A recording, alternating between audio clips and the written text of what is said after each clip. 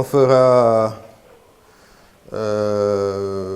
Publisher, mais Publisher vraiment, ce sera vite fait. D'accord, il n'y a pas grand-chose à connaître. Et puis, après, on va discuter maintenant de trucs et astuces que moi je connais et que vous connaissez aussi et que vous pouvez partager avec tout le monde. Alors, on va y aller directement avec Microsoft Word. Bon, Word, tout le monde connaît, beaucoup de gens utilisent Word, mais comme je l'ai dit hier, l'objectif, ce n'est pas de faire un cours sur Word. C'est de recenser un peu les outils, peut-être indispensables à connaître, et les petites choses que les gens ne connaissent pas souvent et ne peuvent pas faire. C'est ça, en fait, l'objectif du cours. Donc, pour ça, ça va être très pratique, hein. On ne va pas faire beaucoup de théorie. On va aller sur Word directement. Voilà. Qui n'a jamais travaillé avec Word ici? Bon, avec me génne ko salle bi légui. Alors, Microsoft Word que vous avez ici, bon, maintenant, les fenêtres peuvent changer en fonction de la version que vous avez, évidemment. Mais la base ne change pas beaucoup. Alors, je vais commencer par, j'ai une liste de choses ici, hein, qui peuvent vous aider à faire un bon document Word, et on va y aller ligne par ligne. D'abord, tout ce qui est police et taille. Je ne vais pas repartir sur les bases de Word, hein, vous le connaissez tous déjà. Donc, je vais aller directement au but, ok? Alors, il y a une chose que les gens ignorent, c'est que pour tout ce qui est police de caractère, évidemment, on a tous l'habitude de venir ici, d'augmenter, de diminuer, ainsi de suite. Ça, tout le monde connaît. Mais il y a une chose que vous ignorez, c'est que vous pouvez ici saisir directement la valeur que vous voulez. Vous voyez, quand je fais agrandir, il va de 24 à 26. Mais sachez que vous pouvez mettre ici 25. Non seulement ça, mais vous pouvez même mettre 25,5. 25,5. Attention, c'est une virgule, hein, ce n'est pas un point. C'est 25,5. Vous voyez, ça, beaucoup de gens ne le savent pas. C'est des choses qui peuvent être très utiles quand vous faites une mise en page de document. Et que vous ne voulez pas que ça déborde sur une autre page, des trucs comme ça, qu'est-ce que vous faites? Vous pouvez utiliser ici, vous pouvez mettre directement le chiffre que vous voulez. Et même une virgule. D'accord? C'est important à savoir. Vous voyez, vous venez ici et vous mettez ce que vous voulez, 14,5 par exemple. Et ça, voilà. D'accord? Ça peut vous aider quand vous faites votre mise en page. Et n'hésitez pas, si vous avez une question, vous le dites et on répond. Okay? J'ai déjà ma liste, mais arrêtez-moi si vous avez une question directement. Alors, ça c'était une chose. Autre chose qui peut vous aider quand vous faites une bonne mise en page, c'est que vous pouvez jouer sur l'espacement des caractères, l'interligne et également ce qu'on appelle les marges de paragraphe. Ça veut dire quoi? On va prendre un texte, ça va être peut-être plus simple, vous allez bien comprendre. Alors, je reviens un peu en arrière, j'ai oublié de vous montrer quelque chose. C'est ce qu'on appelle les raccourcis clavier. Ça, c'est la base, vous devez connaître. OK. Ça, c'est ce qu'on appelle les raccourcis clavier. Et c'est quelque chose à connaître.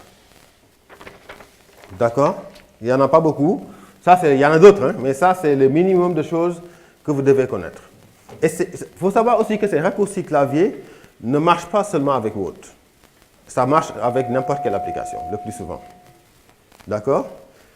C'est CTRL-S pour sauvegarder un document. D'accord? CTRL-A, de façon, tout ça, je vais vous le mettre dans la plateforme. Hein, vous aurez le document. CTRL-A pour sélectionner tout le texte, tout le contenu d'un document.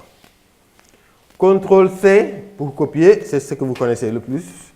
CTRL-X pour couper. CTRL-V pour coller.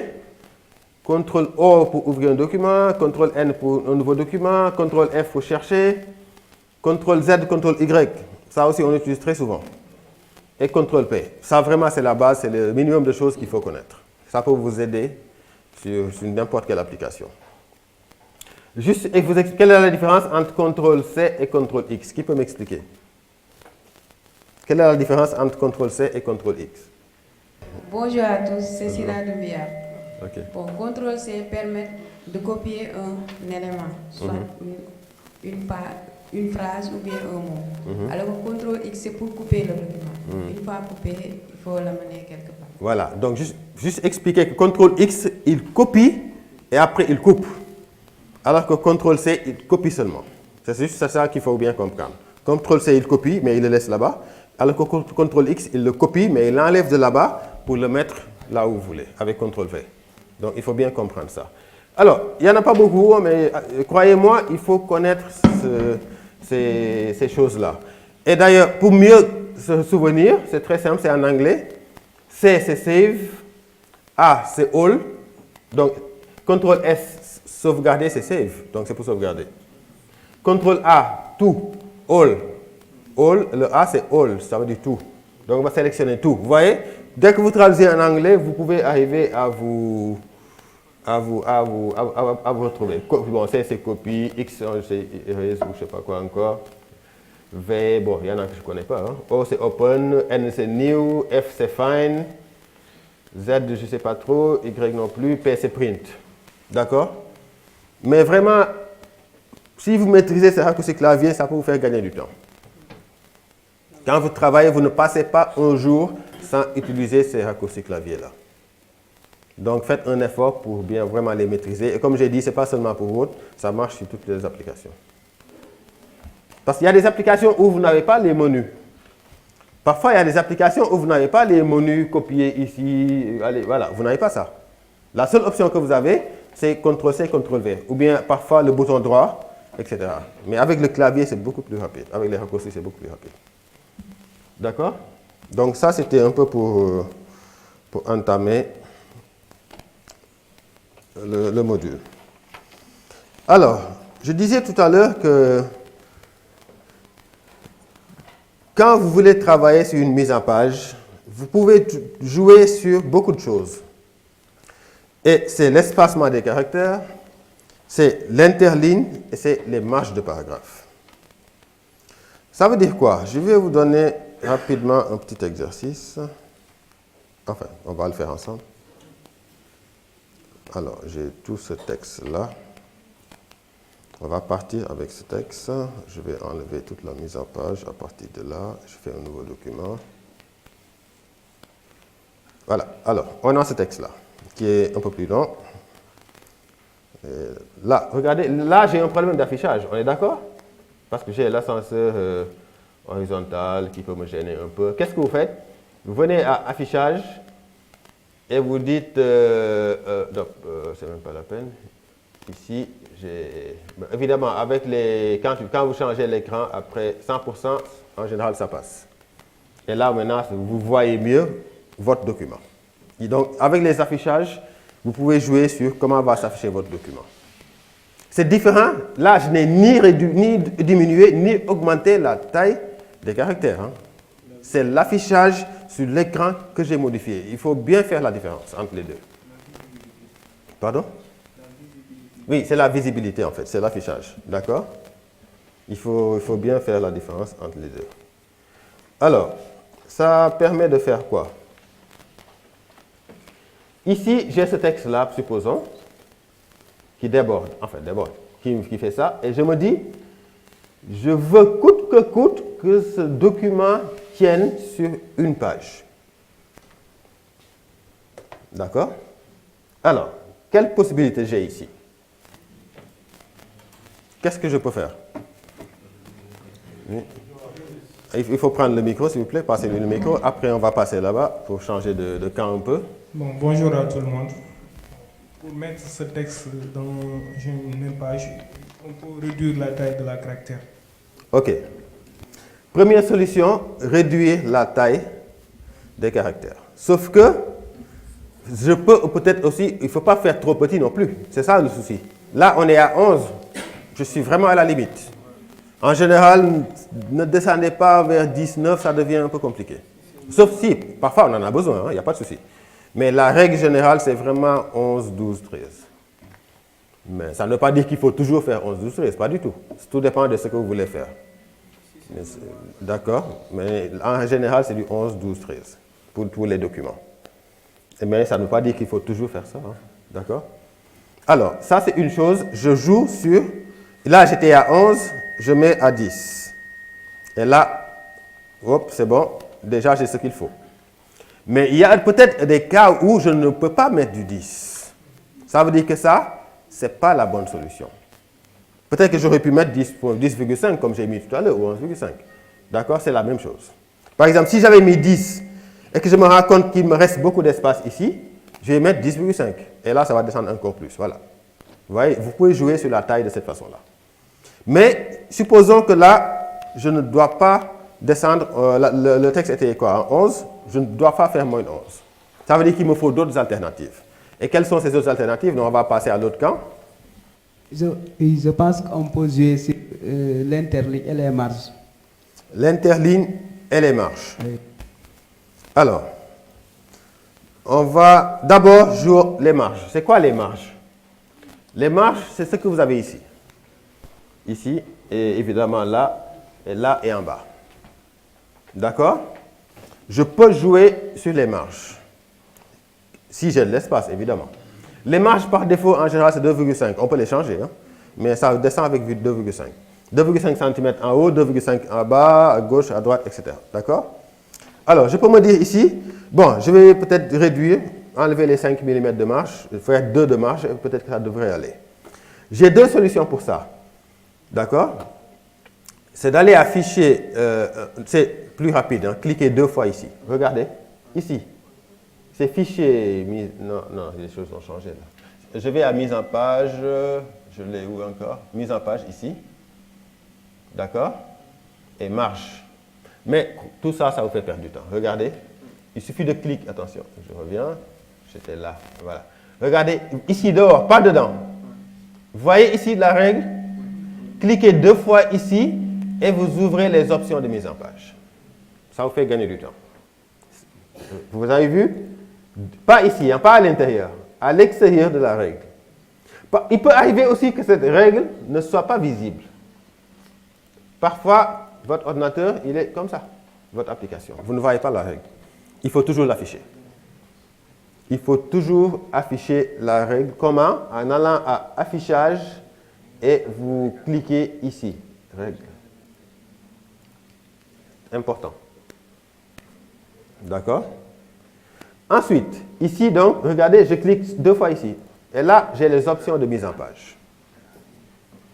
Regardez ici, j'ai 2,5 un peu partout. Je me dis, bon, ok, ce que je vais faire, au lieu d'avoir 2,5 ici, je mets 2 à gauche et 2 à droite. Et je vais voir qu'est-ce que ça donne.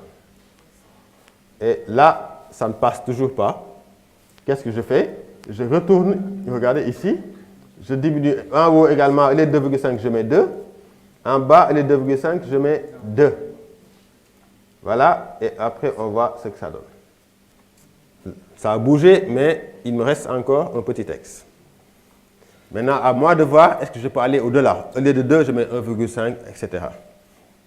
Il faut juste comprendre ici qu'il n'y a pas une règle stricte que tout le monde doit respecter. Parce que ça dépend du document et des contraintes que vous avez. Point. Est-ce que je peux faire du 1,5 si je veux? Tout dépend du document.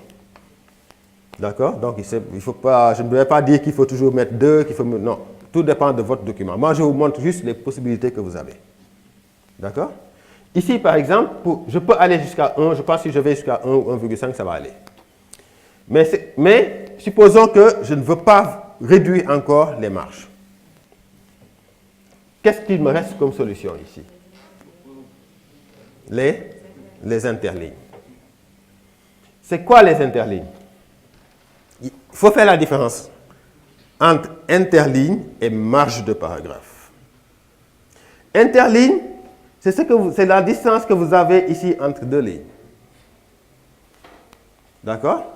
Marge de paragraphe, c'est la distance que vous avez entre deux paragraphes. Il faut vraiment faire cette différence-là. Vous voyez que ça change. La distance ici n'est pas la même que la distance là. C'est parce que ici, c'est ce qu'on appelle interligne. Ici, c'est marge de paragraphe. Donc, vous pouvez jouer sur ces deux-là. D'accord?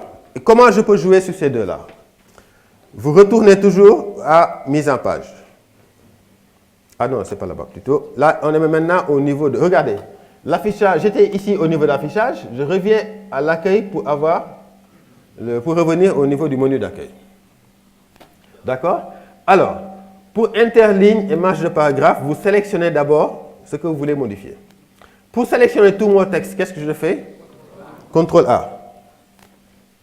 Je vais à ici, regardez. Ce bouton, ce petit carré là, vous le voyez? Je clique. Il y a des raccourcis ici, hein, mais on va quand même aller là-bas d'abord. Et ici, j'ouvre toutes les options de... Ah non, qu'est-ce que je fais? C'est pas ici. C'est plutôt là. Voilà. Ici, paragraphe. D'accord? Là, maintenant, on veut jouer sur les paragraphes. Je clique sur ce bouton et j'ai toutes les options de paragraphe. Alors, regardez ici. On a interligne. Et ici, on a espacement. C'est les marges dont je parlais, de paragraphes. Espacement entre deux paragraphes. C'est les deux options que vous avez ici. Interligne ou espacement entre les deux paragraphes. Alors, avant de modifier quoi que ce soit, je vais vous montrer. Ici, vous avez il y a une certaine distance entre les paragraphes. Regardez la différence si j'enlève cette distance-là. Qu'est-ce qui est mieux pour vous? L'autre. On est tous d'accord. Donc, il faut veiller sur ça. Il faut toujours mettre une certaine distance entre les paragraphes. Votre page sera plus belle. Oui, ça, on parle d'interligne 1,5. Il faut faire la différence entre interligne et paragraphe. L'espacement des paragraphes. Vous voyez, ici, les paragraphes sont collés. C'est pas beau. D'accord? Et ça, il faut toujours mettre une marge entre les paragraphes. Et ça, vous le faites à partir de, je sélectionne mon texte, je vais ici, paragraphe, vous voyez, je clique ici, c'est là où ça se joue. Espacement. Avant le paragraphe, combien vous voulez, et après le paragraphe, combien vous voulez. Vous pouvez soit remplir les deux, ou bien dire juste, après chaque paragraphe, respectez une certaine distance. Là, je me dis, après chaque paragraphe, mettez-moi 6. OK? Et vous voyez, il descend un peu. Et là, ça devient plus beau. Vous pouvez mettre 6, 9, c'est comme vous voulez, ou 3. Ou 4 ou 5 aussi. Vous pouvez saisir directement la valeur. Est-ce que vous voyez? Donc, c'est important de séparer les paragraphes comme ça. Ça, c'est 1. Vous voyez, j'ai toujours un petit souci. C'est bien d'ailleurs, ça tombe bien qu'on ait cet exercice-là. Qu'est-ce que je fais? Comme il me reste un peu, je repars là-bas. Attention, ici. Je lui dis, au lieu de 6, vous voyez, ici j'avais mis 6. Parce que là, si je descends, il va me mettre 3. Ou 0, il marche comme ça, 0, 6 plutôt, 12, ainsi de suite. Mais vous pouvez saisir directement la valeur que vous voulez. J'avais combien? 6? Je mets 5. Comme il me restait un tout petit texte, au lieu de 6, je mets 5. Et je vois qu'est-ce que ça donne. Attention, déjà ça n'en fait pas partie. Voilà, il me reste un peu. Allez, je recommence. À mon avis, je risque d'aller jusqu'à 3. Bon. Allez, 2. Finalement, ce n'est même pas la bonne solution. Parce que regardez, je suis obligé de mettre 1 ou 0. Et là, ça ne marche toujours pas. Ça veut dire qu'il me faut trouver encore une autre alternative. Mais, qu'est-ce que je fais? Je remets dans ce cas, quand même, l'interligne. Disons que je vais mettre 6. Voilà. Et là, je peux jouer sur quoi maintenant? Là-bas, c'est les marges de paragraphe. Maintenant, je peux jouer sur l'interligne. Donc, vous voyez, c'est des acrobaties que vous faites pour voir quelle est la meilleure combinaison. Interligne, même chose. Je vais ici au niveau des options de paragraphe. Regardez, c'est ça l'interligne. Ici. Toujours, on vous dit dans vos mémoires, interligne 1,5. D'accord? Alors, je viens ici, je mets 1,5. Ce n'est pas ce que je voulais. D'accord? 1,5 en général, oui, dans les documents, on le fait souvent, mais après, c'est pour les mémoires et tout ça, mais après, souvent, vous allez lui mettre du 1 ou bien autre chose. Il faut le savoir. D'accord? Qu'est-ce que je fais? Au lieu de 1,5, je mets 1, simple. Là, ça m'a réglé mon problème.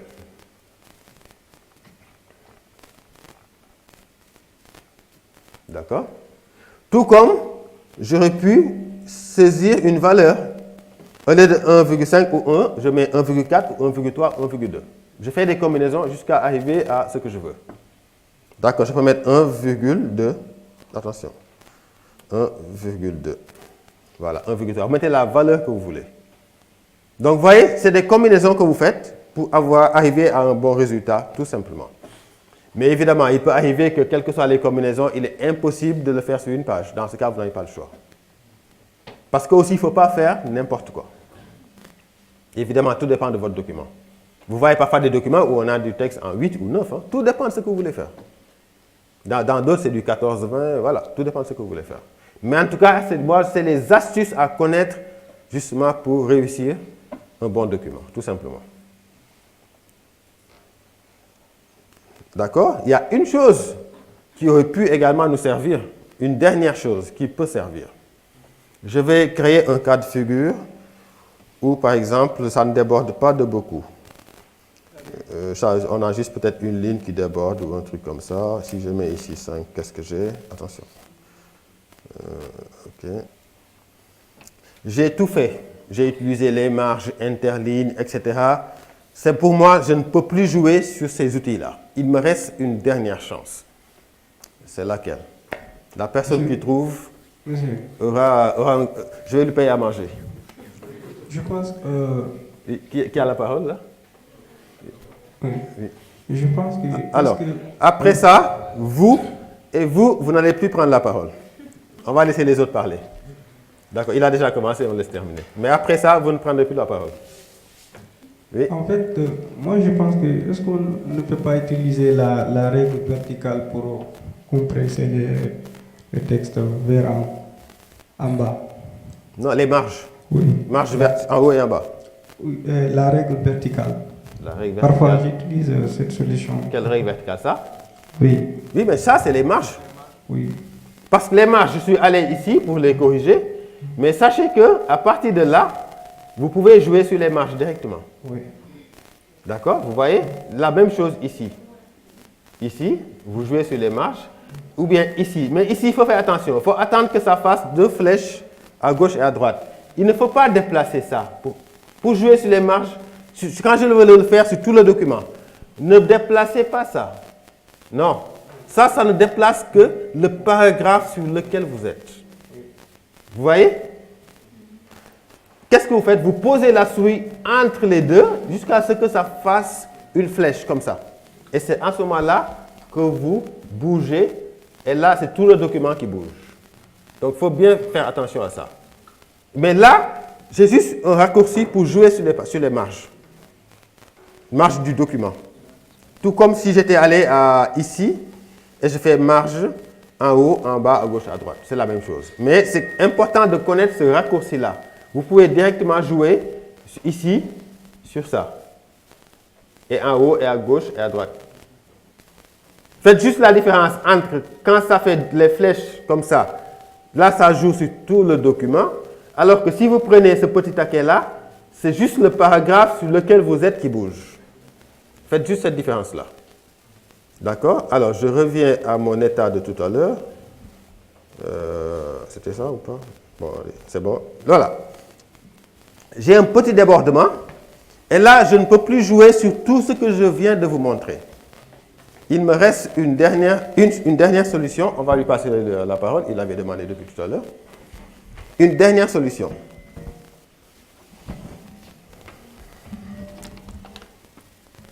Bonjour tout le monde, je m'appelle Servote Thiom. En fait, concernant le document, alors on peut sélectionner tout le document. On essaye de justifier d'abord. Sélectionner. On essaye de justifier. Justifier. Ça ne règle pas le problème, malheureusement.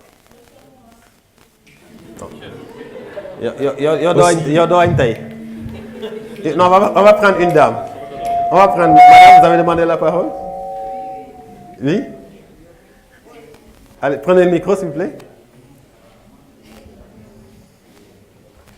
Alors, bon, justifier tout ça, je pense que c'était prévu. Non, je vois si je l'avais prévu. Non, donc j'en parle tout de suite avant qu'on commence. Alors, on vient de justifier un texte. C'est quoi justifier un texte? C'est aligner le côté gauche et le côté droit, comme ça. Tout simplement. Regardez. Ici, c'est aligné. Et là, c'est aligné. C'est ça qu'on appelle justifier un document. À la différence, si je ne le fais pas, regardez. Là, c'est aligné à gauche. C'est ici. Aligné à gauche, centré, aligné à droite, justifié. Là, c'est aligné à gauche. Ici, c'est aligné. Mais là, ce n'est pas aligné. Ça, c'est des choses qu'il faut connaître. Il n'y a aucune obligation à dire je dois justifier, je ne dois pas justifier. C'est vous qui décidez de ce que vous voulez faire. C'est vrai que quand on justifie le plus souvent, c'est plus joli. D'accord? Là, regardez, je justifie mon document. Là, c'est quand même plus joli. C'est aligné à gauche et à droite. D'accord? C'est également des notions de mise en page qu'il faut connaître. Alors, allez, qui avait demandé le micro? Allez-y. Oui, bonjour. Je pense que c'est ce que je voulais dire. Le fait d'aligner le document. Donc, je n'avais pas le mot justifié. Ah d'accord, oui, c'est ça. C'est ça. Voilà. C'est une façon d'aligner un document. On a justifié le document. Mais ça n'a pas réglé mon problème. Vous n'avez pas encore trouvé. Oui. Bonjour, je m'appelle Angèle Gay. Pour régler le problème du texte, il faut placer la souris entre la première page et la deuxième page et on fait double-clic. On met la souris. Entre cet Ici? espace, non, entre les deux feuilles. Ici. Non, entre l'espace. Ici. Oui, on Je fait fais? double-clic. Non. Là, vous n'avez que changé l'affichage. Vous n'avez toujours pas réglé votre problème. Oui.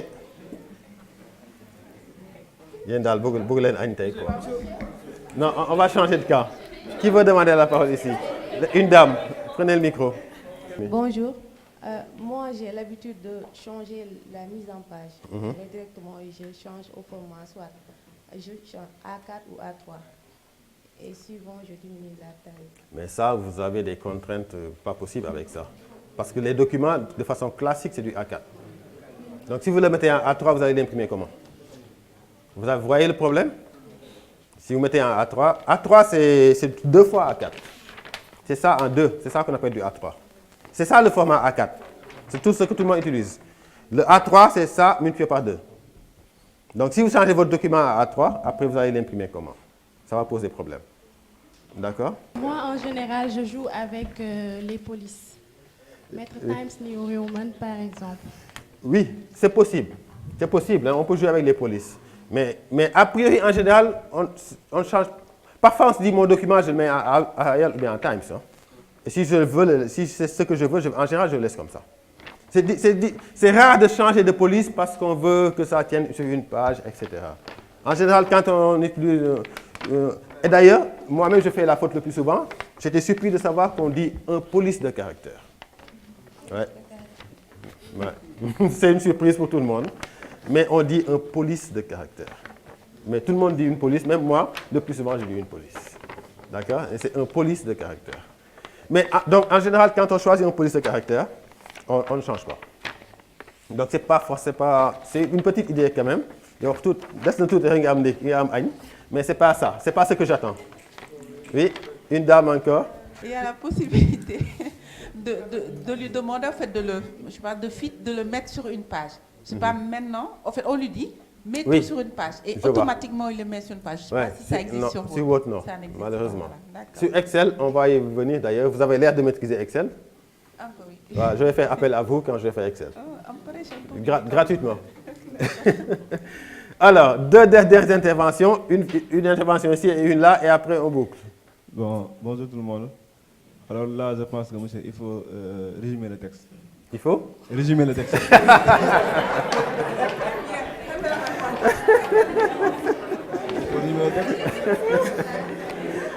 Alors.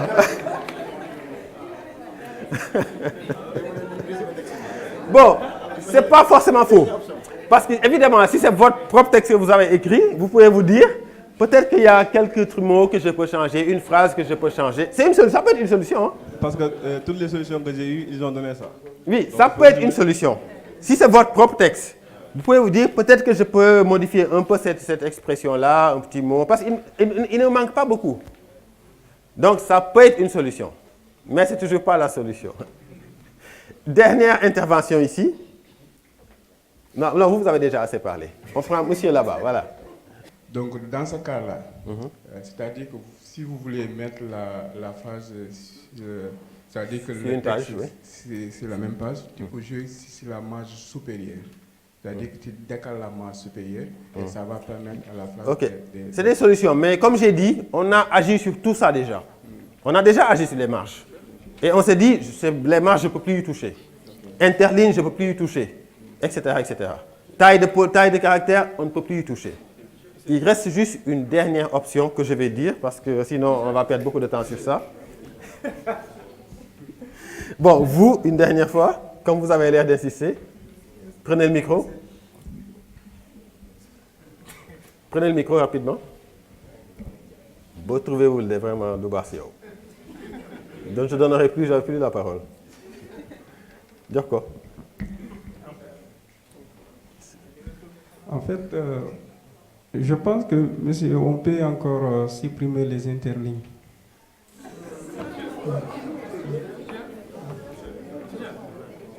Néna, les interlignes pas aidés, d'autres Nicolas. Non, c'est bon. Allez, on va y aller, on va avancer. On va avancer. Comme j'ai dit tout à l'heure, on a épuisé toutes les options.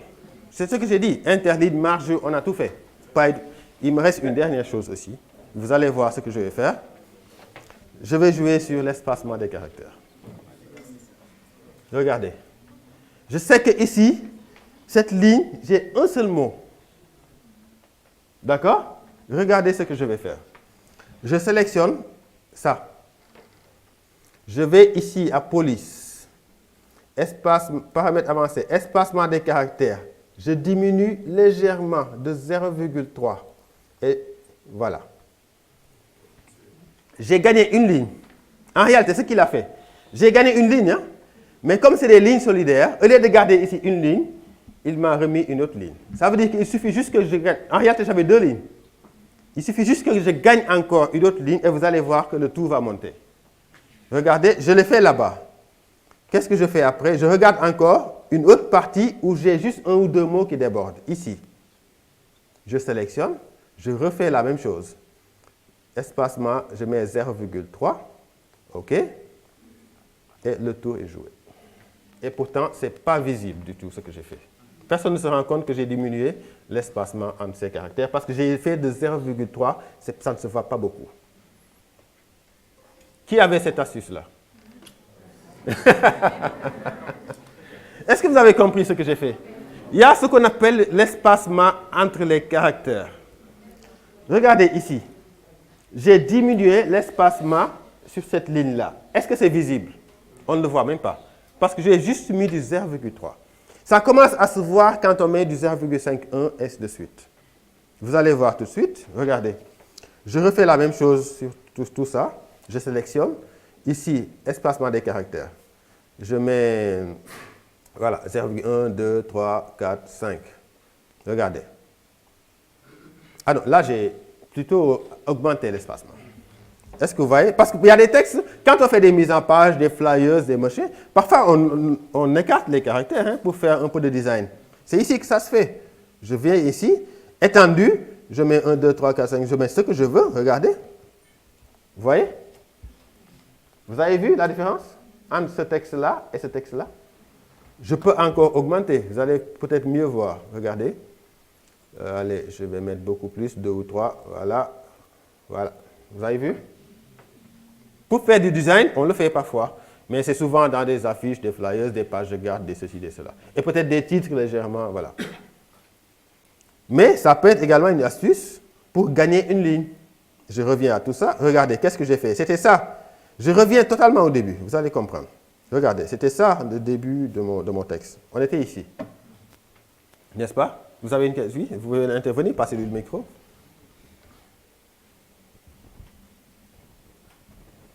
Bonjour, c'est Aminata Sarr. Parfois, lorsqu'on fait la justification des textes, on voit que sur la ligne qui suit, il y a un espacement entre les différents mots de la ligne. Donc, je voulais savoir, est-ce qu'on pourrait faire la même chose pour enlever les espacements? Ça, vous pouvez le faire, mais il faut savoir où vous arrêtez. Parce que quand vous écartez trop ou vous condensez trop, ça commence à se voir. Et c'est ce que je vais vous montrer tout de suite. Regardez, je refais la même chose. Je viens ici, espacement, je lui dis condensé. Il me met tout de suite de 1. Vous voyez tout de suite, ça commence avec 1, c'est trop. Je reviens même jusqu'à 0,5. Ça commence quand même à être visible. Regardez. Vous voyez, entre là et le reste, on voit qu'il y a une légère différence au niveau de l'espacement des caractères. Enfin, mais jusque-là, ça peut même passer. Mais dès que vous commencez à mettre du 1, là, ça se voit. Et c'est pas bon. Là, je vais mettre espacement 1, vous allez voir. Espacement 0,5, je mets jusqu'à 1. Attention, je n'ai pas sélectionné. Espacement condensé de 1. Voilà, OK. Vous voyez? Ça se voit. On voit la différence entre les deux textes. C'est pour ça que je vous dis, utilisez ça quand vous voulez, mais n'en faites pas trop. En général, jusqu'à 0,5 limite, ça va. Mais le mieux, c'est même de mettre 0,3, 0,4. Maintenant, on peut le faire exprès de mettre 1, 2 ou 3 parce qu'on veut faire une bonne mise en page, surtout sur des affiches, des titres, des pages de garde. Voilà, ça ne pose pas de problème. Mais dans un document comme ça, attention à ce que vous faites. Mettez juste la limite. D'accord? Donc, qu'est-ce que je fais? Ici, je reviens déjà à la problématique de départ, c'était ça. Je fais ça. Je prends juste ce paragraphe. Tout comme je pouvais prendre jusqu'ici. Mais comme ce n'est pas beaucoup, je me limite juste à... Je prends jusque là, par exemple. Je viens ici et je lui dis, mettez-moi juste condensé de 0,3. En réalité, j'ai gagné une ligne. Parce que regardez, une nouvelle fois, c'est monté sur la ligne. Mais il m'a remis 2 lignes ici parce que Word ne vous met jamais une seule ligne sur une page. Il a repris une ligne qui était là pour la mettre avec celle qui était là. Donc, n'ayez pas peur parce que vous avez vu 2 lignes ici. Parce que Word ne met jamais une seule ligne sur une page. Il a repris une ligne qui était là pour la mettre ici. Mais moi, je sais que j'ai juste une ligne à gagner encore. Qu'est-ce que je fais? Je vais encore maintenant dans le document. Je regarde au niveau de quel paragraphe je peux faire la même opération. Et c'est certainement cette paragraphe qui est là. Ce paragraphe qui est là. D'accord? Je refais la même opération, ce paragraphe, je sélectionne, je viens ici, je lui mets, pour ce que je viens de sélectionner, fais-moi un condensé juste de, attention, 0,3. Et là-bas aussi, je gagne une ligne et automatiquement, donc, tout le document monte. D'accord? C'est des astuces également qu'il faut connaître. On appelle ça espacement de caractères. Donc, vous voyez qu'il y a en réalité beaucoup de solutions pour arriver à faire des réglages sur sa page. Une dernière intervention là-bas, passez-lui le micro. Si vous n'avez pas compris, vous me dites aussi, je reprends. Hein? D'accord? C'est bon? Tout le monde a compris? J'avais juste une question par rapport à la mise en page. Bon, je vois que ici vous avez montré toutes les possibilités pour faire une bonne mise en page.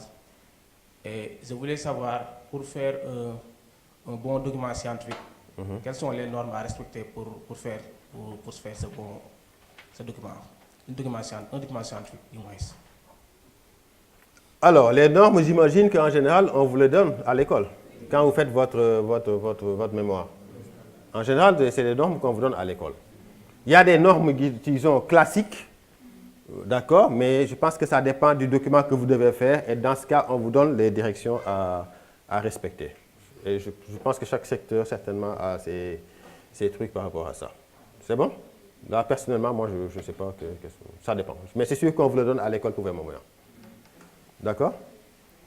Alors, dernière intervention là-bas, toute dernière. C'est juste pour la question que la sœur l'a posée tout à l'heure, par rapport à l'espacement des caractères. Oui. Comme elle a dit, quand on fait un ajustement en général du texte, on voit que dans certaines lignes, un espacement trop des caractères. Je n'ai pas eu la réponse. Ah oui, je vois ce qu'elle voulait dire en fait. On va faire un test tout de suite. Bon, on va aligner, on va justifier plutôt. Alors ici, je ne sais pas si on a ce cas de figure là ou pas. Non, on ne l'a pas. On l'a où? Souvent, ça arrive avec les textes qu'on a fait copier-coller, la plupart. Ah, je pense savoir pourquoi. Voilà. C'est ça? C'est de ça que vous parlez? Oui. C'est ça? Alors, je vais vous expliquer pourquoi. Parce qu'il faut faire la différence entre ce qu'on appelle un saut de paragraphe et comment on appelle l'autre encore? C'est un saut de ligne ou... Non, je ne sais pas. C'est différent des sections. Les sections, on les verra tout à l'heure. Il y a un terme pour ça. Non, non, c'est saut de paragraphe et saut de ligne, je pense. D'accord? Je pense que c'est les deux. Alors, ça, c'est quoi? Saut de paragraphe, c'est... D'ailleurs, quand vous travaillez avec Word, cliquez sur ce bouton-là pour afficher les paragraphes. Et tous les symboles, en tout cas, qui ne sortent pas à l'impression. Affichez-le. N'ayez pas peur de les afficher. Pourquoi je l'ai affiché? Regardez. Quand je vois ça, je sais que c'est un saut de paragraphe. Mais regardez ici, le symbole que vous voyez. Vous avez un symbole qui est différent. Je suis allé à la ligne. Hein. Ici, c'est moins visible. Je vais faire un truc où c'est beaucoup plus visible. Supposons, par exemple, qu'on n'a pas ça. Voilà. OK? D'accord? Regardez. Ici, on a un problème. C'est vrai que ça arrive le plus souvent quand on fait du copier-coller de PDF en Word, etc. Ici, c'est ça. C'est ce problème-là que j'ai. Et quand on justifie, c'est là où on a ce problème-là. Regardez, c'est ce problème-là que j'ai. Pourquoi? Parce que je lui ai demandé de justifier, et lui, quand il justifie, ici, il ne voit pas de paragraphe. Pour lui, ces deux textes-là sont solidaires. C'est le même paragraphe. Vous voyez, d'ailleurs, ce symbole-là de fin de paragraphe, vous ne l'avez pas ici. Parce qu'ici, on est allé à la ligne sans faire un saut de paragraphe. C'est pour ça qu'on appelle un saut de ligne, je pense. Et ça se fait avec Shift Entrée. Ça se fait avec Shift Entrée. Si vous faites Entrée, il fait un saut de paragraphe. Si vous faites Shift Entrée, il va à la ligne, mais en considérant que c'est le même paragraphe. C'est ça qu'il faut comprendre. C'est parce qu'ici, il y a un Shift Entrée. Et dès que j'enlève ce Shift Entrée-là, je me positionne ici, je fais supprimer pour enlever ce saut de ligne, et à la place, je mets Entrée pour faire un paragraphe et le problème est résolu. Vous avez vu? Vous avez compris? Je reprends? Comprenez, oui. OK. Alors, la difficulté, c'est que j'ai pris mon texte de PDF ou d'Internet, n'importe où, je l'ai copié dans mon Word, je l'ai justifié, et je me retrouve avec des lignes qui sont comme ça. Ça arrive souvent. Mais quand j'ai affiché tous les symboles, j'ai vu que, en réalité, ici, c'est normal, j'ai des paragraphes, d'accord? Mais ici, j'ai un symbole qui fait ça. Si vous ne le voyez pas bien. Ça fait ça, en fait. Ça a cette forme-là, avec une flèche ici. D'accord? Alors, et ça, moi, personnellement, je reconnais ça, ce symbole-là. Il faut savoir que ce symbole-là, c'est ce qu'on appelle un saut de ligne. Un saut de ligne, ça veut dire que vous avez dit à votre texte d'aller à l'autre ligne, mais en étant sur le même paragraphe. Et dans ce cas, il va considérer tout ça comme le même paragraphe. Et comme vous lui avez demandé d'aligner tout à droite, il a espacé les caractères pour aligner tout à droite et à gauche. Est-ce que vous voyez un peu? Et pour enlever ça, qu'est-ce que je fais? Je dois supprimer ce saut de ligne-là et en faire plutôt un saut de paragraphe. Pour ça, je me positionne ici, je fais supprime avec mon clavier pour enlever ça. Si je l'enlève, vous allez voir que le texte va monter parce que j'ai supprimé ça. Et après, je fais entrer pour aller à un autre paragraphe. Donc, je me positionne, je fais supprimer, vous voyez, le texte est monté. Et après, je fais entrer pour aller à la ligne. Tout simplement. C'est bon? Donc, c'est ça qu'il faut comprendre. C'est vrai que ça arrive assez souvent qu'on ait ces difficultés-là. OK? Vous avez bien compris ça? C'est ce qu'on appelle des sauts de ligne. Parfois même en faisant des mises en page, on peut l'utiliser aussi. D'accord? Alors, on a expliqué tout ce qui est police, espacement de caractères, interlignement, etc. Voilà. C'est vraiment toutes les possibilités que vous avez pour jouer sur votre texte. D'accord? Si vous êtes confronté, en tout cas, à ce genre de difficultés. OK? Maintenant, il y a aussi une fonction que je vais vous expliquer. Supposons, par exemple, que j'ai un titre ici. Titre de mon chapitre 1. D'accord? Ici, j'ai titre de mon chapitre 2. Évidemment, il y a beaucoup d'autres solutions, mais bon, on va commencer par ça. Alors, j'ai des titres ici. OK? Il y a une autre façon de gérer les titres. Hein. En utilisant les styles, c'est un peu plus compliqué, mais on va le voir. Supposons que j'ai deux titres ici. Je prends ce titre-là. Allez, j'agrandis, je mets un rouge, je souligne, je mets du gras, tout ce que je veux. D'accord? Évidemment, titre 2 doit être du même format que titre 1. C'est ce que je disais hier. Une bonne mise en page, il faut respecter les formats. Titre 1 doit être du même format que titre 2. Petit a doit être du même format que petit b, ainsi de suite sur tout le document. Il ne faut pas aller dans tous les sens. Non, non, non. Il faut impérativement respecter ce formatage. Ici, j'ai déjà tout fait pour mon titre 1. C'est bon. Il est comme ça, ça me va. Qu'est-ce que je fais? Titre 2 doit être du même format. Je ne vais pas prendre le titre, le sélectionner, aller mettre du rouge, augmenter, mettre un gras. Non, je n'ai plus besoin de faire tout ça. Qu'est-ce que je fais? J'utilise ce qu'on appelle reproduire la mise en forme. Il y a un petit bouton. Je me place d'abord sur mon titre. Vous voyez, j'ai cliqué sur le titre. Regardez ce petit bouton que vous voyez là, c'est un pinceau. Dès que vous cliquez sur ce pinceau-là, il copie toute la mise en forme que vous avez faite sur le mot. D'accord? Je clique sur ce pinceau et je lui dis, applique-moi cette mise en forme ici et après, j'avance. Et ça vous fait gagner du temps. Vous avez vu? Je recommence. Regardez, j'ai déjà fait mon format ici. Vous faites tout ce que vous voulez. Si je veux refaire la même chose sur titre 2, je ne suis pas obligé de le faire encore pas à pas. Je me place sur le titre 1 avec mon curseur. Je clique sur ce petit bouton que vous voyez ici, c'est le pinceau. Je clique une fois et vous voyez, vous allez à la destination où vous voulez coller ce que la mise en page que vous venez de copier. La destination, c'est toute cette ligne-là. On est d'accord? Ça peut être un mot. Hein? Regardez, si je mets ici, c'est juste le mot qui va prendre.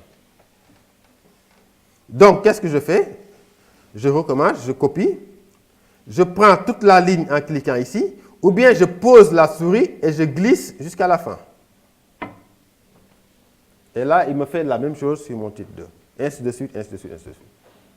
C'est bon? C'est également quelque chose qu'il faut connaître. Ça peut vous faire gagner du temps. Mais évidemment, il y a une autre façon de gérer les titres qui est un peu plus compliquée, mais on va le faire, peut-être avec les styles. Et peut-être que ça peut également vous faciliter les choses. Surtout quand on travaille dans de gros documents quand même, c'est mieux d'utiliser les styles. Et je vais vous expliquer pourquoi. Mais ce n'est pas très facile quand même, mais bon, je vais quand même vous le montrer. Alors, vous avez vu ce bouton-là, il est toujours là, présent. On l'ignore le plus souvent, alors qu'il nous facilite la vie. C'est ce petit bouton avec un pinceau. D'ailleurs, si vous posez la souris, il vous dit « Reproduire la mise en forme ». D'accord? Donc, ne l'oubliez pas. Il y a également ce qu'on appelle... Oui? En fait, c'est juste une contribution par rapport à ça. Pour gagner du temps, il y a aussi un raccourci clavier.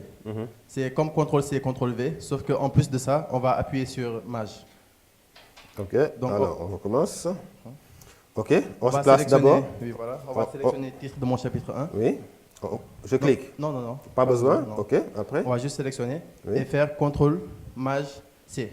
Alors, CTRL-MAJ-C. Oui, mais il faut sélectionner au moins une lettre ou un mot. Ah d'accord, il faut sélectionner carrément, d'accord. CTRL-MAJ-C. Ensuite. Maintenant, allez sélectionner le texte où l'on veut recopier ça. Oui. Et CTRL-MAJ-V. CTRL-MAJ-V, voilà. Voilà. C'est des raccourcis clavier également, que je ne connaissais même pas d'ailleurs, pour faire le même travail. D'accord? Et quand on dit Maj, c'est le Shift. Hein? Ctrl, Shift, c'est Ctrl, Shift, V. Merci. OK? Alors, autre chose, c'est comment connaître et travailler avec ce qu'on appelle la casse d'un texte, d'un mot. La casse, c'est vraiment tout ce qui est minuscule, majuscule, c'est ça qu'on appelle casse. C-A-2-S-E. C'est la casse de mots. Et ça, C'est très simple. Parfois, vous pouvez copier un texte de Word, d'Internet ou d'un autre document qui vient tout en majuscule. Je vais le faire tout de suite. J'ai copié un texte de Word n'importe où qui est venu en majuscule. Et je veux que ce texte soit en minuscule. Il y a des solutions pour ça. D'accord? Qu'est-ce que je fais? Je sélectionne mon texte. Et il y a plusieurs possibilités. Soit vous allez ici à caractère, ici, police de caractère. Ou bien ici également, il y a un petit bouton de raccourci. Vous voyez, sur ce bouton, on a majuscule en début de phrase, minuscule, majuscule, première lettre des mots en majuscule. Voilà, c'est à vous de choisir. Je lui dis majuscule en début de phrase et il me transforme tout en minuscule en me mettant des majuscules en début de phrase. Ça, il faut le connaître. C'est ce qu'on appelle la casse d'un texte. Tout comme l'inverse, vous pouvez prendre des minuscules et mettre en majuscule. Vraiment, faites ce que vous voulez. Mais attention aux noms propres également. Là, j'ai mis tout mon texte en minuscule, mais il faut également faire attention s'il y a des noms propres dans mon texte. S'il y a ça, par contre, c'est manuellement qu'il faut les corriger. Donald Trump, par exemple, il faut aller corriger. Et Benjamin Netanyahu, il faut aller corriger. Vous voyez, on est dans l'actualité avec le traité de paix qui se négocie aujourd'hui et tout ça. Alors, faites attention à ça. C'est des astuces qu'il faut connaître. Oui. Oui, je voulais savoir, parce que j'ai un problème quand je fais une copie, par exemple, une conversion du PDF en Word. J'ai des problèmes sur les tableaux. Alors, ça c'est autre chose. Il faut choisir aussi le bon outil de conversion. Parce que les outils sont performants, plus ou moins, ça dépend. Il y en a qui sont plus performants, qui vous font de bons tableaux, il y en a qui sont moins performants, etc. Mais ça, il y a un chapitre sur ça qu'on va passer rapidement. Comment convertir d'un tableau, comment convertir un document PDF en Word.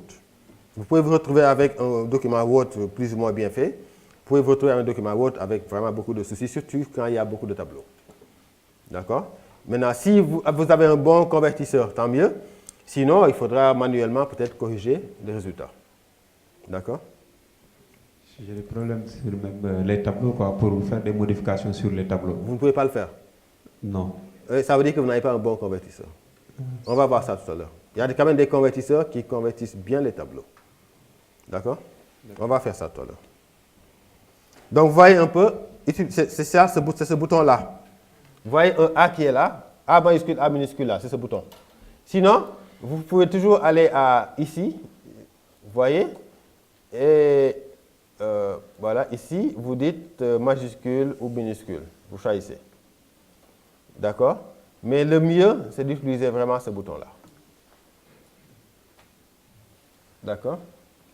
Alors, il y a aussi ce qu'on appelle les marges, on a vu. Encadrer un texte ou un paragraphe, ça c'est facile. Je peux décider, je reviens sur l'autre document. Voilà, je veux encadrer ce texte, ce titre-là. Vous sélectionnez et ici, vous encadrez. Tout simplement.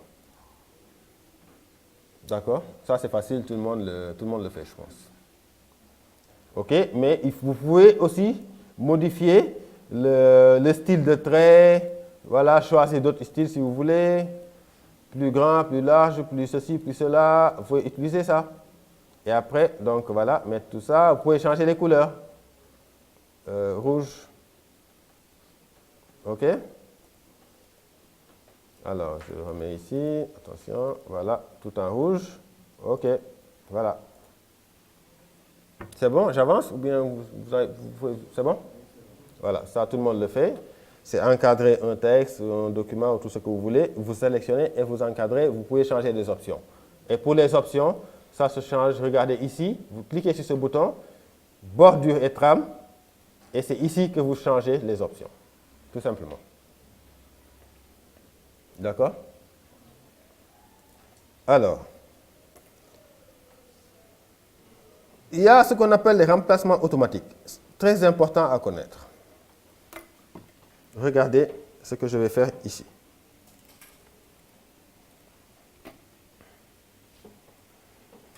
Alors, on revient d'ailleurs à l'exercice de tout à l'heure. On revient à la difficulté de tout à l'heure. J'ai ici des sauts de ligne, alors que je voulais que ça parte en paragraphe. C'est pour ça qu'il m'a écarté les mots. D'accord? On va faire deux choses. D'abord, supposons que j'ai un gros texte où j'ai beaucoup de Donald Trump et tout est en minuscule. Il faut que je mette Donald Trump en majuscule, même s'il ne le mérite pas. Qu'est-ce que je fais? Je ne vais pas me mettre à parcourir mon document pour à chaque fois changer partout où je vois Donald Trump. Non. Qu'est-ce que vous faites? Regardez, je copie le Donald Trump qui est là. Attends, d'ailleurs, je vais le mettre plusieurs fois, comme ça, vous allez voir. Je l'ai là à la fin. Je copie mon Donald Trump. Regardez, je vais à rechercher ici, remplacer. Vous voyez ici, remplacer. Je fais remplacer. Je lui dis, partout où tu vois Donald Trump en minuscule, il faut le changer par Donald Trump qui respecte bien les formats, avec des majuscules au moins sur les premières lettres. Mais ce n'est pas suffisant. Pourquoi ce n'est pas suffisant? Parce qu'il faut lui dire ici, respecter la casse. Sinon, il ne va pas changer. Il va juste lire Donald Trump, sans tenir compte de majuscules minuscules. Vous voyez un peu la différence? Je lui dis, partout où tu vois Donald Trump, mets-moi Donald Trump. Si tu ne lui dis pas de respecter la casse, majuscule, minuscule, il ne va pas changer. Parce que pour lui, Donald Trump, c'est Donald Trump. Est-ce que vous voyez un peu la différence? Je vais au niveau des options, ici. Vous voyez, d'habitude, ça vient comme ça. Vous cliquez sur ce plus et vous lui dites ici, respectez la casse. Les casses, on en a parlé tout à l'heure. C'est tout ce qui est majuscule, minuscule, etc. Et là, maintenant, il va faire la différence entre les deux Donald Trump que vous lui avez donnés. Et donc, après, je lui dis, allez, remplace-moi tout. Il m'a remplacé 3 Donald Trump qui sont dans mon document et j'en ai fini. OK? C'est important de connaître ça. Qu'est-ce que j'ai fait? Donc, je sélectionne le mot que je veux changer. Vous sélectionnez le texte sur lequel vous voulez changer. Vous pouvez ne pas sélectionner, hein, vous dites tout le document aussi. Ça dépend. D'accord? Je vais à remplacer.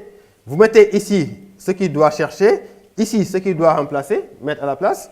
Et si vous avez besoin de gérer les casses, vous cliquez ici sur les options pour lui dire il faut respecter la casse. Respecte majuscule, minuscule. Sinon, il ne va pas voir la différence. Vous avez compris? C'est ça, c'est important de connaître ça. Ça peut tellement servir quand on travaille sur de gros documents. Pourquoi? Ça va nous servir aussi à régler ce problème-là que vous voyez ici.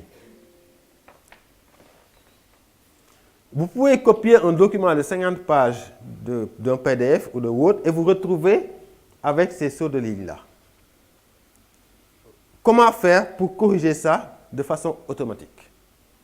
Regardez ce que je vais faire. Je vais à remplacer. D'accord? Je lui dis, ici, il ne s'agit pas de remplacer un mot. On est tous d'accord. On est tous d'accord ici. L'astuce, c'est quoi? Où je dois aller pour corriger ce problème de paragraphe-là? Celui qui trouve, je lui paye à manger. Où est-ce que je dois aller pour essayer de corriger ce problème de paragraphe-là de façon automatique sur tout le document? Qu'est-ce que je dois lui dire de chercher et qu'est-ce que je dois lui dire de remplacer? Là, il ne s'agit pas de chercher un mot ou de le remplacer, mais de chercher un style de paragraphe qu'il faut remplacer. Et pour ça, vous avez la possibilité de venir ici. Regardez, format. Vous voyez? Format. Non, spécial plutôt, je ne sais même plus où c'est. Voilà, spécial. Regardez, spécial. Alors, regardez. Spécial, on a tout ce qui est paragraphe. Vous avez ici marque de paragraphe. Vous avez ici saut de ligne manuel. C'est ce que je veux dire. Ça, c'est ce qu'on appelle un saut de ligne manuel. Le truc qu'on avait ici. C'est un saut de ligne manuel.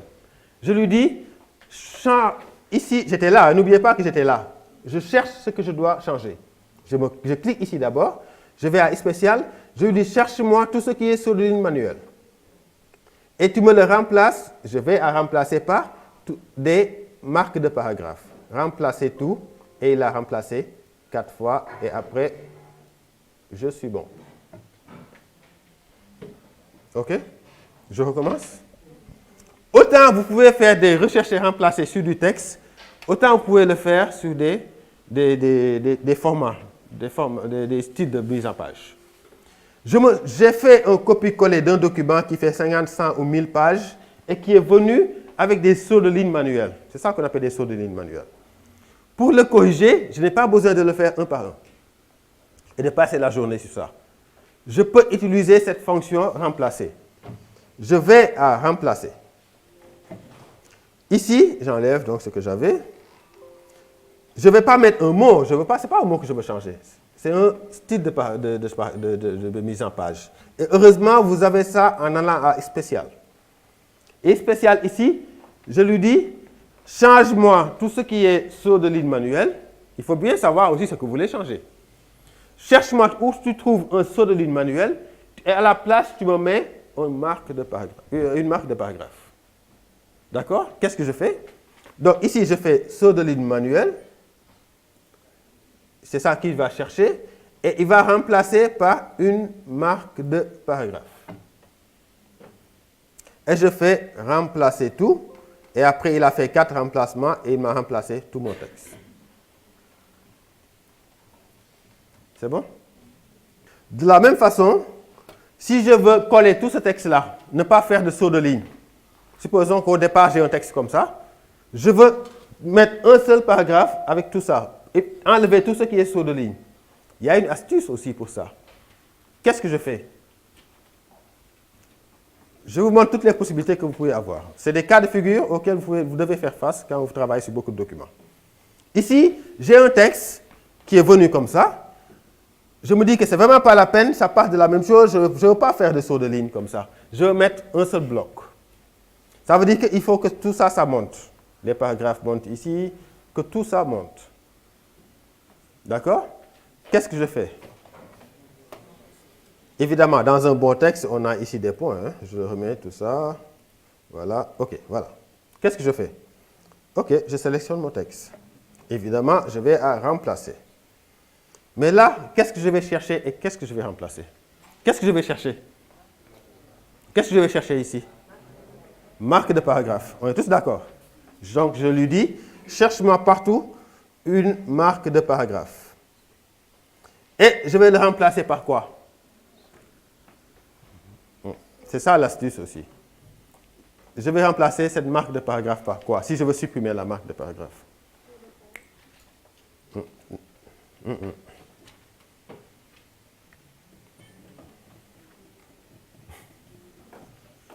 Question piège. Vous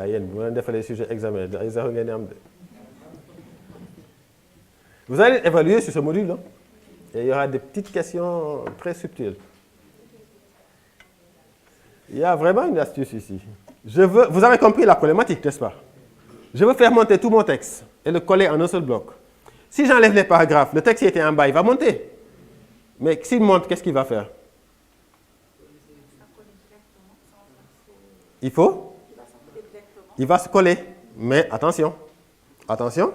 Il faut laisser un espacement. C'est ça le piège. Il va monter, mais il ne faut pas qu'il se colle au point. Il faut laisser un espacement. Et donc ici, je lui dis, tu le fais monter évidemment, mais tu me mets juste spécial. Il est où encore? Il est où?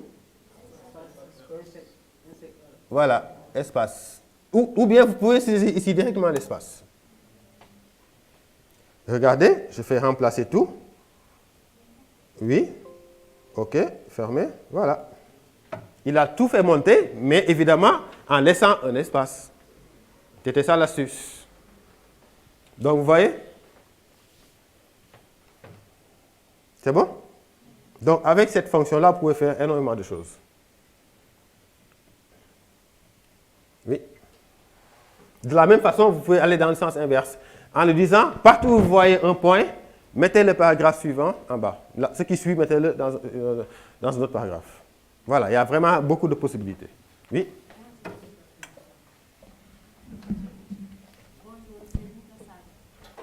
C'est allumé? Ok, allez-y. Bonjour, c'est bien ça. Si on avait c'est possible de le mettre en italique en faisant ce fonctionnement? S'il y a des noms scientifiques dans votre document, comment les mettre en italique? La difficulté, c'est que s'il y a beaucoup de noms scientifiques, il ne va pas les reconnaître tout seul. C'est ça aussi, il ne va pas. Alors, si vous lui dites un paragraphe, il sait reconnaître un paragraphe. Mais si vous avez beaucoup, si c'est un seul mot scientifique, vous lui donnez ce mot-là, il le change. Mais quand vous avez beaucoup de mots scientifiques, il ne peut pas les reconnaître. C'est à vous de lui dire quel mot il doit changer. Oui, donc ça le fait. Mais vous êtes obligé de le faire autant de fois que vous avez de mots scientifiques. Parce que lui tout seul, il ne reconnaît pas ce mot scientifique-là. C'est vous qui lui dites, à chaque fois que vous voyez tangente ici, changez cela. À chaque fois que vous voyez exponentielle ici, changez. Voilà. C'est à vous de lui dire. Vous voyez? Et il faut garder aussi en tête l'option garder la casse ou pas. Parfois, ce n'est pas important. Vous voulez juste, à chaque fois qu'il va tangente, il change par exponentielle. Voilà. Parfois, quand même, vous avez besoin de lui indiquer la casse. D'accord? C'est à vous de voir. Oui, une dernière intervention sur ça là-bas. Les textes qui arrivent avec des décalages comment? Comme ça? Comme ça? Ok. Comment le décaler? Ah, sur tout le document? Ok, en même temps? Alors, on va y réfléchir ensemble. Supposons qu'on a ce texte-là. D'accord? Attention. Vous avez un texte comme ça, et vous voulez à chaque fois faire un décalage sur la première ligne, c'est-à-dire ça. C'est ça? Ok. On va réfléchir ensemble sur comment le faire. C'est des acrobaties. Hein. Je sélectionne. Je vais à remplacer. J'ai déjà une solution pour ça. Mais on va aller voir ensemble. Je lui dis, qu'est-ce qu'il va chercher ici? Paragraphe. On est tous d'accord. N'est-ce pas? À chaque fois qu'il est en début de paragraphe, il va faire quoi? Il va remplacer par quoi? Si vous faites espace, il va vous emmener votre paragraphe en haut et il va le coller. Ça, c'est ce qu'on a fait tout à l'heure. Non, il y a quelque chose qui manque. Si vous mettez tabulation, il va vous enlever le paragraphe et mettre votre tabulation. Ça veut dire qu'il faut qu'il remette le paragraphe d'abord. On est tous d'accord?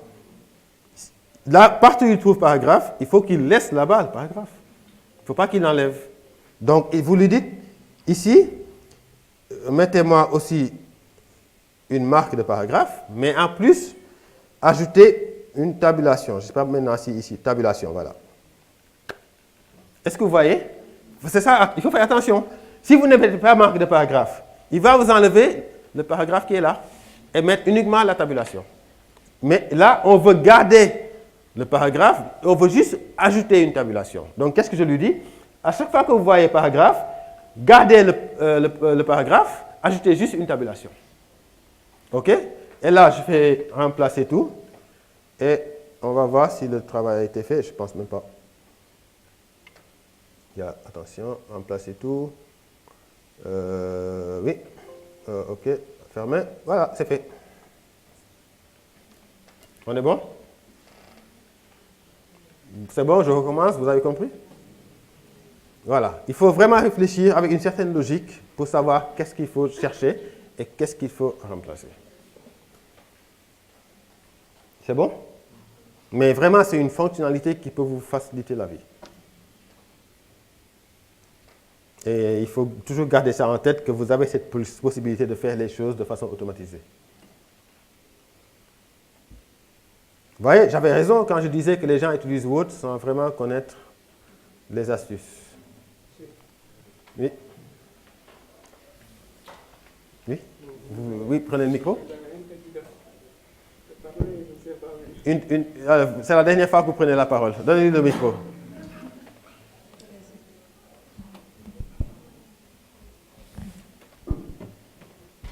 Donc après, on fait insertion. Allez-y. Je pense que pour ça aussi, on peut utiliser les marques de paragraphe en sélectionnant au niveau de la règle. Vous pouvez utiliser les marques de paragraphe en sélectionnant au niveau de la règle. Oui, mais là, vous le faites manuellement. au niveau de la règle, si on sélectionne tout le texte. Oui. Ok, attention, attendez, on recommence. Voilà. Je sélectionne tout mon texte. Je mets... C'est ça? Oui, après. Vous voyez, là, vous avez créé la tabulation. Après, vous êtes obligé de revenir ici pour faire ça. Alors que nous, on voulait le faire automatiquement. Ou bien, c'est pas ce que vous voulez dire. Il suffit de tirer. Ah, attention. Selon le déplacement. Oui. Ce qu'il veut dire, c'est que vous pouvez ne pas utiliser... Là, ça ne devient plus une tabulation. Ce n'est pas une tabulation. Ce n'est plus une tabulation. Dont vous avez besoin. Oui, regardez. Faire le retrait. Retrait paragraphe. Regardez ici. C'est une autre façon de le faire. Vous avez vu ce petit truc bizarre ici. D'accord? Il est séparé en deux parties en réalité. Il y a la première partie qui est en haut, le premier triangle du haut, et l'autre triangle du bas. En vous mettant au milieu, en cliquant sur le bas ici, je pense le carré, vous déplacez les deux. Mais vous pouvez juste déplacer le triangle qui est en haut, ou bien juste déplacer le triangle qui est en droit, qui est en bas. Ce qu'il faut savoir, c'est que le triangle qui est en haut, c'est la première ligne, et le triangle qui est en bas, c'est toutes les lignes qui suivent. On parle d'un paragraphe ici. D'accord? Pour un paragraphe, le triangle qui est en haut, c'est la première ligne. Le triangle qui est en bas, c'est le reste des lignes de ce paragraphe. Ça veut dire que si je me mets sur le paragraphe, ici, il est censé vous placer, placez-vous n'importe où sur le paragraphe.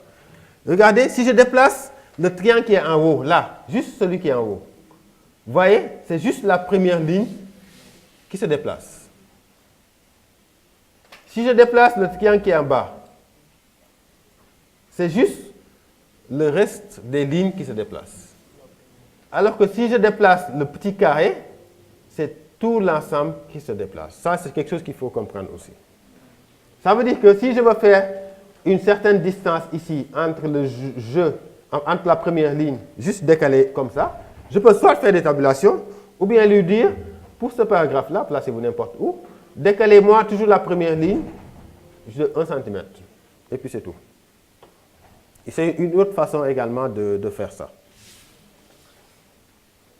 En jouant, c'est ce qu'on appelle sur les marges de paragraphe. C'est bon?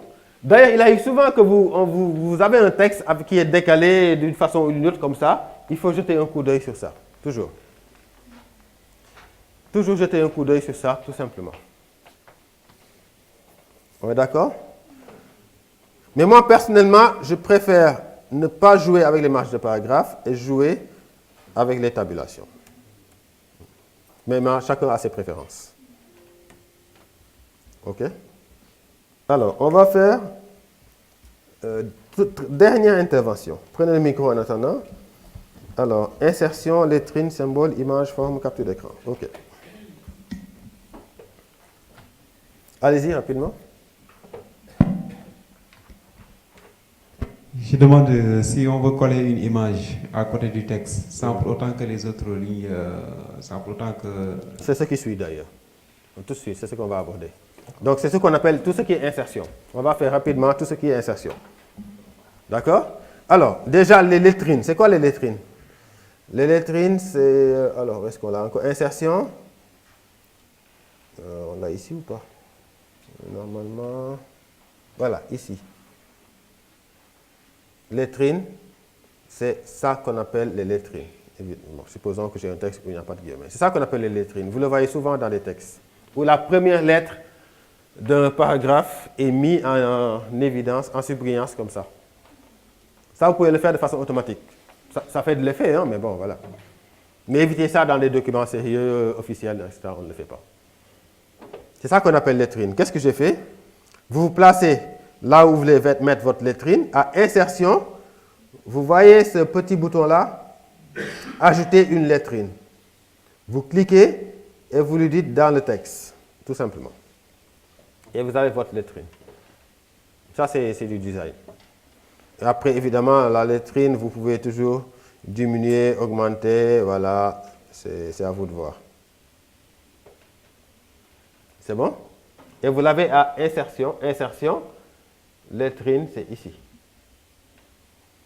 D'accord? Vous pouvez aussi insérer des symboles dans votre document. C'est toujours dans insertion, symbole. Voilà, ça peut être n'importe quel symbole, bien sûr. Bon, pour les scientifiques, vous avez quelques équations. Souvent, ce qu'on utilise, c'est les symboles qui sont là. Tu vois, des trucs comme ça. Attention. Voilà, des symboles comme ça. Je vais augmenter pour que vous puissiez voir. Voilà, c'est des symboles comme ça. Ou bien il y en a d'autres. Insertion, toujours, symbole. Ici, vous venez. Ici, en cliquant sur autre symbole, vous avez toutes les possibilités qui vous sont ouvertes. Vous voyez, vous avez énormément de possibilités avec les symboles. Des flèches, regardez les flèches. Vous voyez, une flèche, insérer, fermer. Vous avez vu? Pour ça, vous vous positionnez là où vous voulez mettre votre symbole. Vous allez à insertion, symbole. Et ici, à symbole, vous allez sur tous les symboles. Et là, vous pouvez choisir ce que vous voulez, même en jouant ici sur les polices. Les polices où vous avez en général des symboles, c'est Wingdings, Weddings, Wingdings 2, etc. etc. D'accord? Ça, c'est Wingdings. Vous avez aussi Wingdings 2, je pense, voilà, et 3, et qui a d'autres symboles. Wingdings 3, il est là, avec d'autres types de symboles. Vous avez Webdings aussi, je pense. Webdings, voilà. Vous voyez, vous avez beaucoup de possibilités avec les symboles.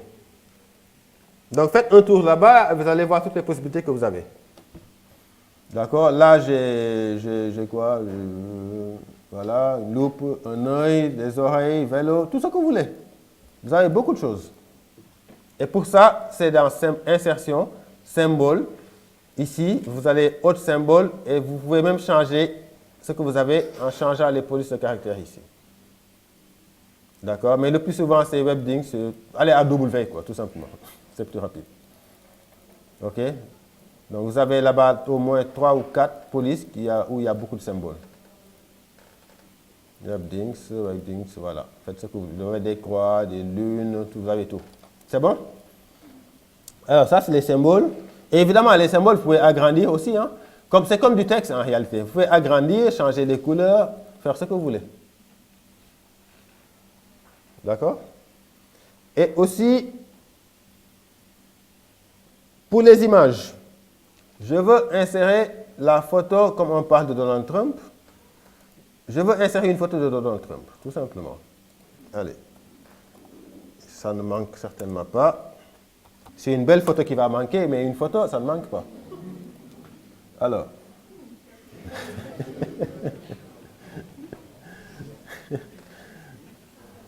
Bon, allez, on va prendre ça.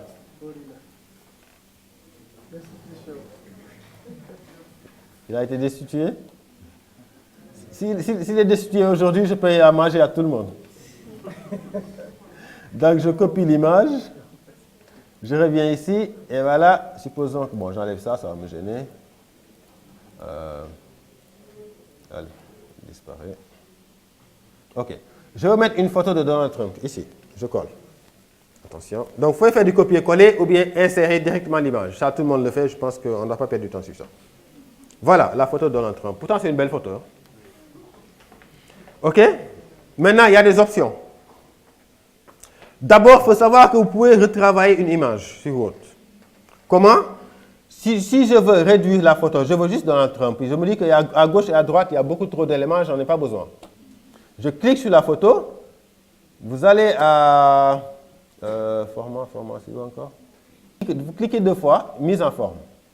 Il suffit juste de cliquer 2 fois de toute façon. Ici, vous avez ce qu'on appelle renier. Vous cliquez sur renier et après, vous enlevez toutes les parties de votre photo dont vous n'avez pas besoin. Et après, voilà. Ça, il faut le savoir. Vous cliquez 2 fois sur l'image et avec renier, vous enlevez tout ce dont vous n'avez pas besoin.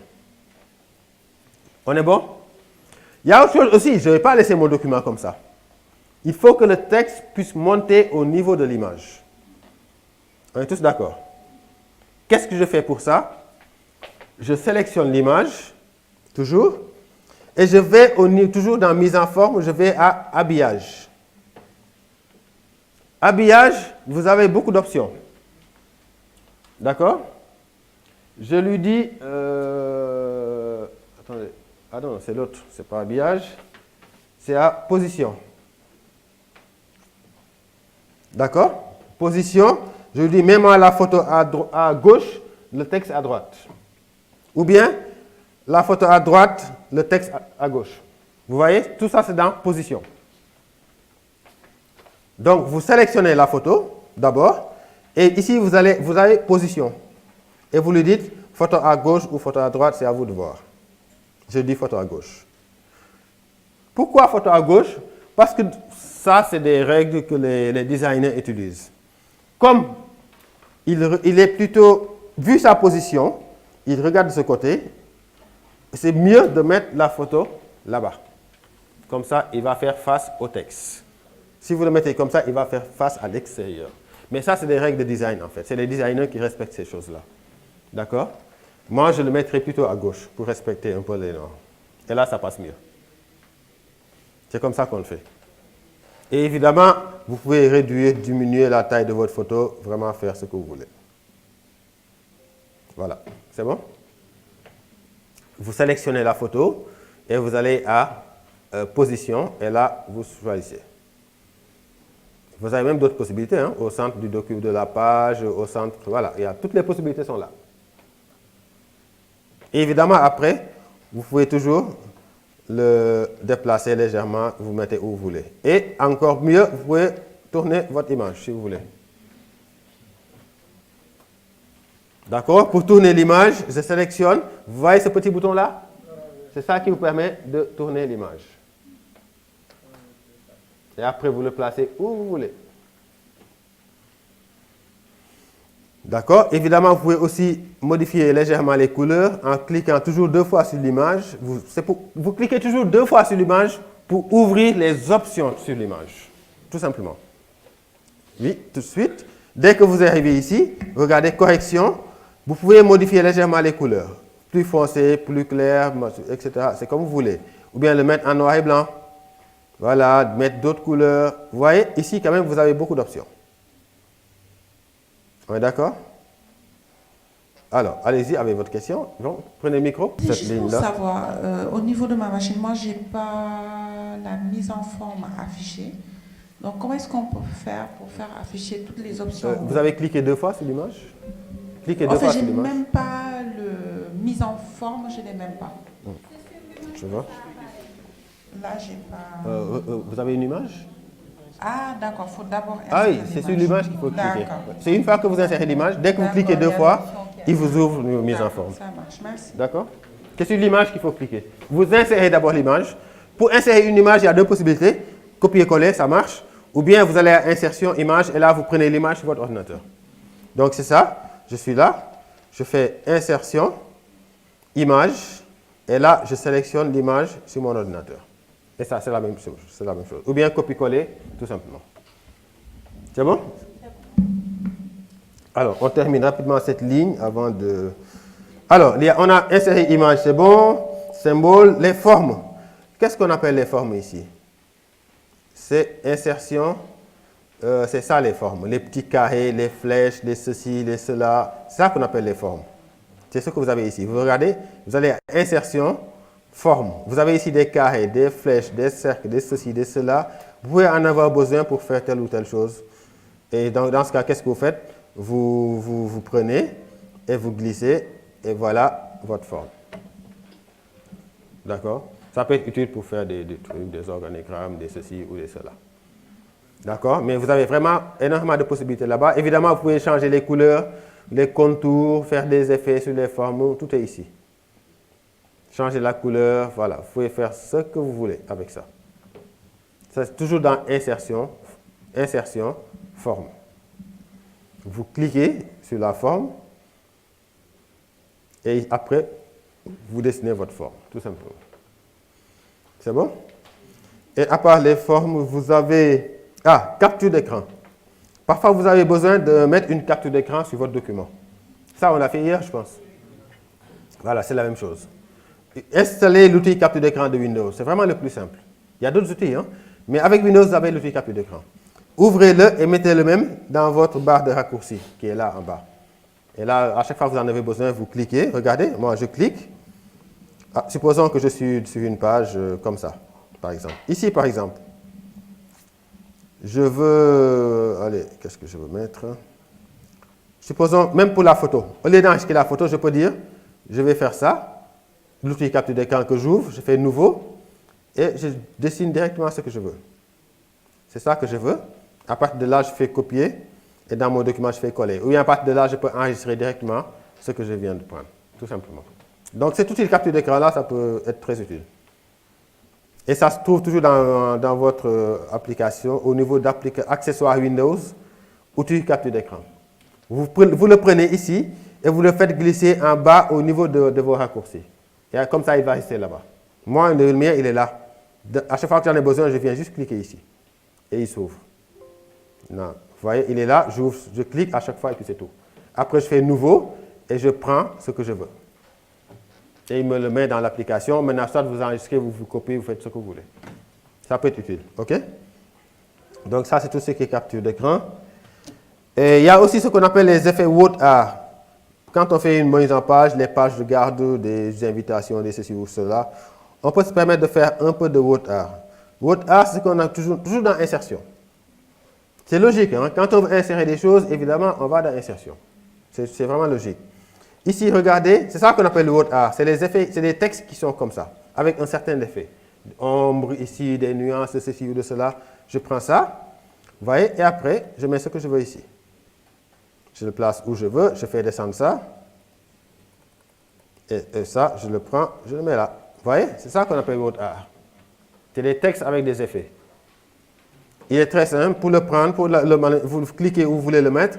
Vous allez à Insertion. Ici, il est où? Ici, c'est ce petit bouton A là que vous voyez. WordArt, vous cliquez et vous choisissez votre modèle. Mais il faut savoir que quand vous avez votre modèle, vous pouvez toujours changer les couleurs, changer ce que vous voulez. Les contours, tout ce que vous voulez. On est bon? Donc voilà pour tout ce qui est insertion de façon générale. Ah, zone de texte, oui, important. Zone de texte, on l'a en bas, c'est bon. On peut prendre la pause quelques minutes et après on vient continuer.